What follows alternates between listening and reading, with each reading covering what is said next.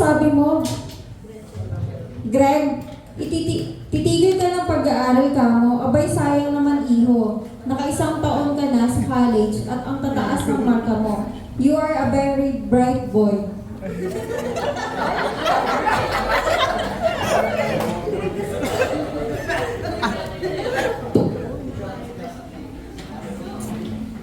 Ma, alam mo naman na pinagbigyan ko lang kayo noon sa pakiusap mo na magpatuloy ako sa college. Napag-isip-isip ko na bakit sasayangin ko ang pera at panahon ko, hindi ito ang forte ko. Hindi ito ang passion ko. Mag-enroll na lang ako sa trade school. I like to work with my hands. Hindi sa minamaliit kita, yung mga tao who works with their hands, pero para sa akin, yung mga tao nagtatrabaho gamit ang kanilang kamay, hindi yan sila masyadong smart. Kaya nga mga blue-collar job ang kanilang trabaho. They are not smart enough to work with their mind. Besides, tatay mo, lolo mo ay lahi ng mga doktor. Ang dalawang kuya mo ay lawyers, kaya mo sila anak, maging professional ka rin. Smart din sila. Kaya lang dito po ako sa Emma. Yung makakapag-paint ako ng nature sa canvas, magagamit ko ang skills ko sa pagdodrawing.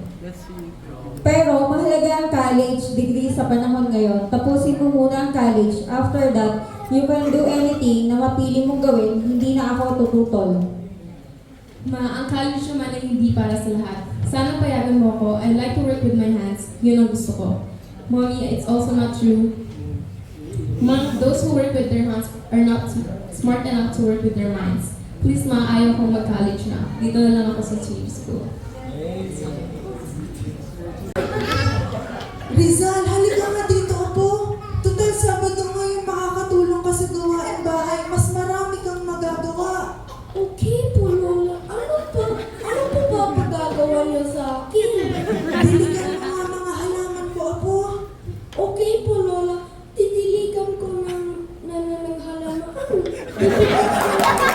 Para sa flower base natin. Okay.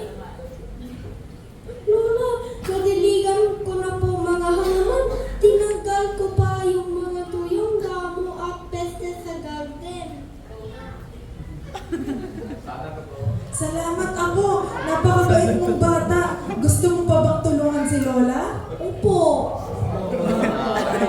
Punasan mo nga mga alikabok sa buong bahay, apo. Ito basahan.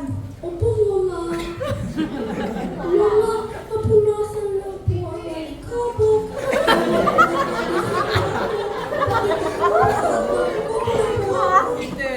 Abay, ang sipag naman ng apo ko.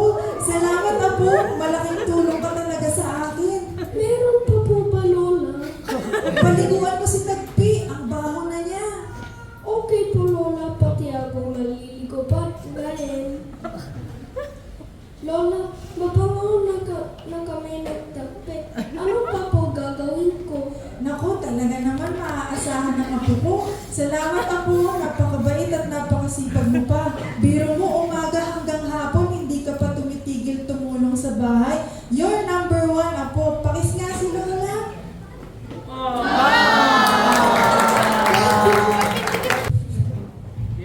Bob, ang ganda ng silya. Marami ka bang order niyan? Maganda ba? Pwede ba pakibantayan muna ang shop ko? Kahit taga-sagot lang ng tawag. Bakit? Saan ka pupunta? Pupunta muna ako sa bayan para bumili ng screw. Pupunta ka pa sa bayan para na bumili ng screw. 2 oras kaya ang biyahe roon. Baliw ka ba? Yeah, I know. I got so much screw. May malaki, may maliit. Lahat na yata ng design meron ako. Ha ha ha. Meron akong 3,000 klase ng screw. Ganun kadami? So, pipili ka na lang ng gagawin mo para sa silang iyan? Walang bagay dyan sa school. Kung pwede, sanang gamitin na lang kahit ano dyan. So, okay naman pala. Huwag ka naman pakilang pumunta ng biyahe. No, Ben. Gusto ko ang silyang ito. Gusto ko itong maging perfect sa aking paningin. Maghahanap ako ng screw na nababagay dito. Diyan ka muna.